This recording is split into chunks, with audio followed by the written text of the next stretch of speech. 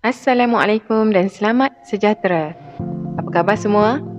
Bersama saya lagi Cikgu Wahidah. Hari ini kita akan belajar mengenai faktor yang mempengaruhi penggunaan tenaga elektrik. Topik ini merupakan topik terakhir bagi tajuk elektrik.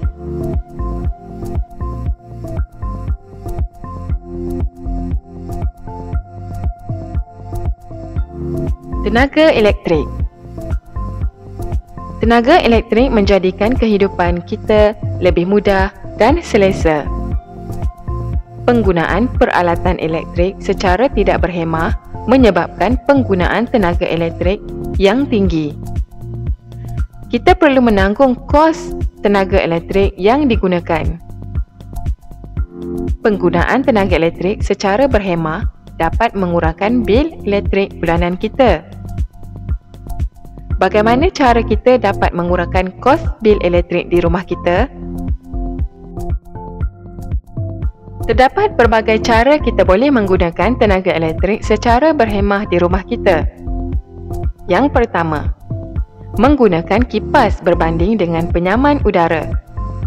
Penggunaan penyaman udara boleh mendatangkan keburukan jika tidak diselenggara dengan baik. Kedua, menutup suis lampu semasa tidur. Bilik yang gelap membantu kita untuk mendapatkan tidur yang lebih berkualiti. Ketiga, tidak membiarkan peti sejuk terbuka untuk jangka masa yang lama. Hal ini akan menyebabkan peti sejuk menggunakan tenaga elektrik yang tinggi untuk mengekalkan suhunya. Keempat, tidak membiarkan peralatan elektrik terpasang jika tidak digunakan. Kelima, mengurangkan penggunaan pemanas air semasa mandi. Dan keenam, menggunakan lampu jimat tenaga seperti lampu LED dan lampu Kalimantan berbanding dengan lampu filamen. Terdapat banyak lagi cara kita dapat menggunakan tenaga elektrik secara berhemah di rumah kita. Cuba kamu fikirkan.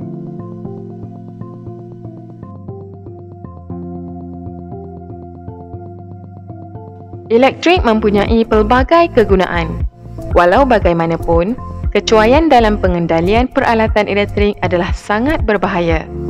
Berikut adalah contoh kecuaian dalam pengendalian peralatan elektrik. Menyentuh suis atau peralatan elektrik dengan tangan yang lembap atau basah.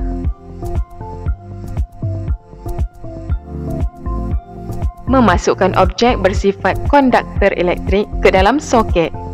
Dua perkara ini jika dilakukan dapat menyebabkan berlakunya renjatan elektrik pada kita.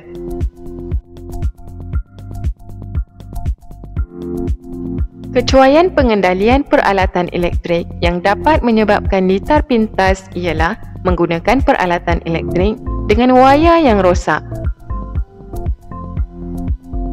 atau membuat penyambungan yang berlebihan pada satu soket.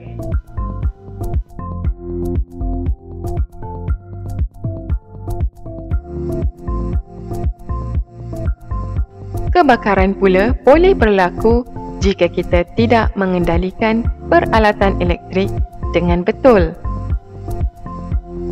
Selain itu, membiarkan peralatan elektrik dicas terlalu lama juga dapat menyebabkan berlakunya kebakaran.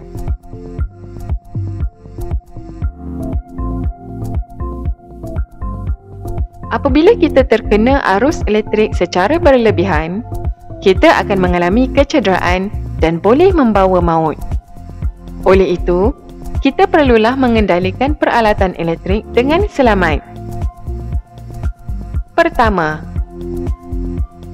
peralatan elektrik yang rosak hendaklah dibaiki oleh pihak yang bertauliah. Kedua, pastikan tangan kering semasa menyentuh suis. Ketiga, sambungkan hanya satu plug pada satu soket. Keempat, matikan suis sebelum mencabut plug. Dan yang terakhir, Wayar yang rosak perlu digantikan dengan wayar yang baharu. Diharap penerangan ini dapat membantu kamu mengendalikan peralatan elektrik dengan selamat. Sampai di sini dahulu untuk tajuk ini. Bersama saya lagi untuk tajuk yang seterusnya. Jangan lupa siapkan kerja yang diberikan. Jumpa lagi. Assalamualaikum.